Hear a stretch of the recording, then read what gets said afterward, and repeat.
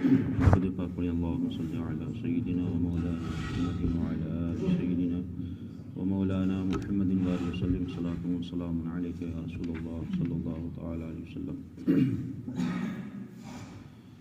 سورہ یونس کی چند آیات ہیں، ان کا ترجمہ و تفسیر ہے۔ بسم اللہ الرحمن الرحیم۔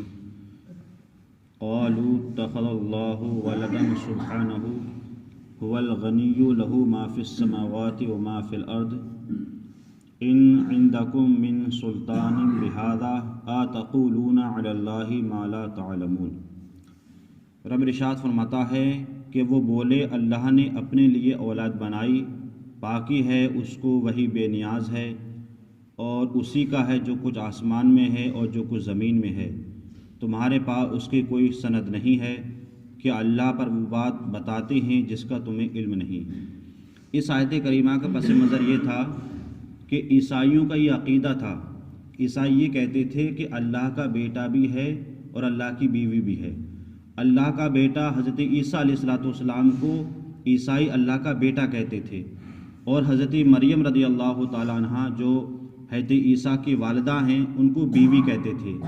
حالانکہ یہ قرآن سے ثبوت ہے کہ اللہ کا نہ کوئی بیٹا ہے، نہ کوئی اس کی بیٹی ہے، نہ اس کی کوئی بیوی ہے، بلکہ مشہور جو آیت کریمہ ہے، سورہ جو ہم پڑھتے ہیں سورہ اخلاص، قل هو اللہ احد، اس میں صاف رب نے فرما دیا قل هو اللہ احد، اے محبوب فرما دو کہ اللہ ایک ہے، اللہ الصمد، اللہ بے نیاز ہے، لم یلد ولم یولد، نہ اس کو کسی نے جنا ہے نہ وہ کسی سے جنا ہے۔ تو اس آیت کریمہ سے صاف ہی ظاہر ہو گیا کہ اللہ ایک ہے، نہ اس کا کوئی بیٹا ہے، نہ اس کی کوئی بیوی ہے، نہ اس کی کوئی اولاد ہے۔ تو یہ ان کا عقیدہ تھا۔ حالانکہ اہل سنت والجماعت کا عقیدہ یہ ہے کہ صرف اللہ کیا ہے، ایک ہے، اس کی کوئی اولاد نہیں، اس کی کوئی بیوی نہیں ہے۔ تو رب فرماتا ہے کہ وہ بولے، کون بولے؟ عیسائی، کہ اللہ نے اپنے لیے اولاد بنائی، حالانکہ اللہ کی کوئی اولاد نہیں ہے۔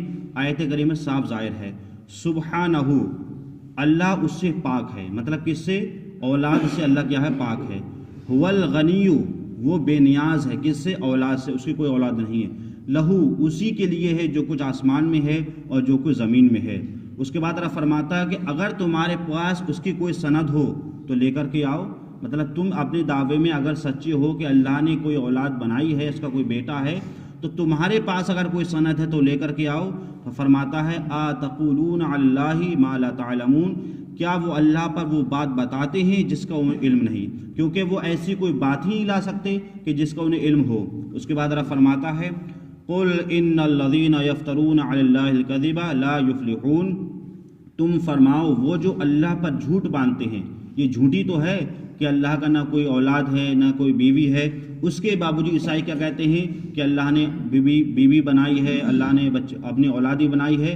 قرآن فرماتا وہ جو اللہ پر جھوٹ باندھتے ہیں ان کا بھلا نہ ہوگا، مطلب ان کا بھلا اس طریقے سے نہ ہوگا، نہ دنیا میں بھلا ہوگا اور نہ آخرت میں بھلا ہوگا، بلکہ آخرت میں ان کے ساتھ سختی سے حساب لیا جائے گا اور ان کو جہنم میں ڈال دیا جائے گا، ان کے ساتھ کوئی بھلائی نہیں ہوگی کیونکہ انہوں نے اللہ پر جھوٹ باندھا ہے۔ اس کے بعد اللہ فرماتا ہے متاع فی الدنیا ثم الینا مرجعہم ثم نذیقہم العذاب الشدید بما کانوا یکفرون۔ رب فرماتا ہے دنیا میں کچھ برت لینا ہے، برت لینے سے مراد یہاں کچھ سال گزارنا ہے۔ اب دیکھ رہے ہیں آپ، کوئی 70 سال گزارتا ہے، کوئی 10 سال گزارتا ہے، کوئی 15، کوئی 20، یہی اس کی میعاد ہے۔ ایسا نہیں کوئی انسان زندگی بھر رہا ہو، جو اس کی جو مقدار ہے وہ رہتا ہے۔ وہ رب فرماتا ہے دنیا میں کچھ برت لینا ہے، مطلب کچھ گزارنا ہے۔ ثم الینا مرجعہم، پھر انہیں ہماری طرف واپس آنا، کس کی طرف؟ مطلب رب کی طرف انہیں واپس آنا ہوگا، اور جب وہ لوگ رب کی طرف واپس آئیں گے تو رب کیا فرماتا ہے ثم نذیقہم العذاب، پھر ہم انہیں سخت عذاب چکھائیں گے، بما کانوا یکفرون، بدلہ ان کے کفر کا جو انہوں نے دنیا میں کیا تھا۔ مطلب دنیا میں جو انہوں نے نافرمانیاں کی تھیں، اللہ پر جھوٹ باندھا تھا، اللہ کے لیے اولاد اور بیوی کہی تھی اور گناہ کیے تھے، تو دنیا میں کتنا رہ لیں گے؟ 10 سال، 20 سال، 50 سال رہ لیں گے، اس کے بعد ان کو مرنے کے بعد ہمارے پاس ہی آنا ہے۔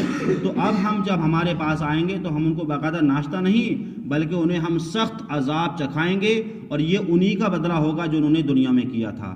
اس کے بعد رب فرماتا ہے دیکھو وَاتْلُو عَلَيْهِمْ نَبَأَ نُوحٍ إِذْ قَالَ لِقَوْمِهِ یا قوم ان کان کبر علیکم مقامی، رب فرماتا ہے انہیں نوح کی خبر پڑھ کر سناؤ۔ مطلب حضرت نوح علیہ السلام کی قوم نے ان کے ساتھ جو ظلم کیا تھا اور جو زیادتی کی تھی، تو ہم نے ان کی قوم کو بھی غرق کر دیا تھا۔ یہ امت جو ہے جو حضور کی شان میں اور دوسرے نبیوں کی شان میں جو گستاخی کر رہی ہے، بے ادبی کر رہی ہے، ان کو بھی پڑھ کر سنا دو۔ انہیں نوح کی خبر پڑھ کر سناؤ کہ جب اس نے اپنی قوم سے کہا، کس نے؟ حضرت نوح علیہ السلام نے اپنی قوم سے کیا کہا تھا؟ یا قومی ان کان کبر علیکم، اے میری قوم اگر تم پر شاق گزرا میرا کھڑا ہونا۔ مطلب حضرت نوح علیہ السلام اپنی قوم کو سمجھاتے تھے کہ صرف ایک اللہ کی عبادت کرو، وہی وحدہ لا شریک ہے، کوئی بھی عبادت کے لائق نہیں ہے، یہ پیغام دیتے تھے۔ تو آپ فرماتے تھے اے میری قوم اگر تم پر یہ مشکل گزرتا ہے کہ میں تمہارے درمیان کھڑا ہوتا ہوں، تم کو سمجھاتا ہوں، وَتَذْكِرِي بِآیَاتِ اللَّهِ، اور میں اللہ کی نشانیاں یاد دلاتا ہوں کہ اللہ نے آسمان پیدا فرمایا، زمین پیدا فرمائی، غلات پیدا فرمائے، اناج پیدا فرمائے، جانور پیدا فرمائے، یہ سب تمہارے لیے اس کی نشانیاں تمہیں یاد دلاتا ہوں۔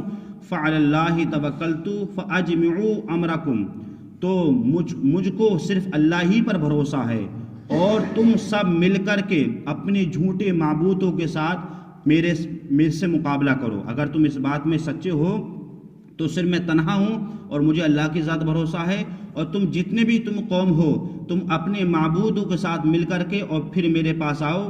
ثم لا یکن امرکم علیکم غمۃ، اور تمہارے کام میں کچھ کھٹک بھی نہ ہو۔ اس کے بعد ثم اقضوا الی ولا تنظرون، اور تم سے جو ہو سکے میرا کر لو لیکن پھر بھی مجھے مہلت نہ دو۔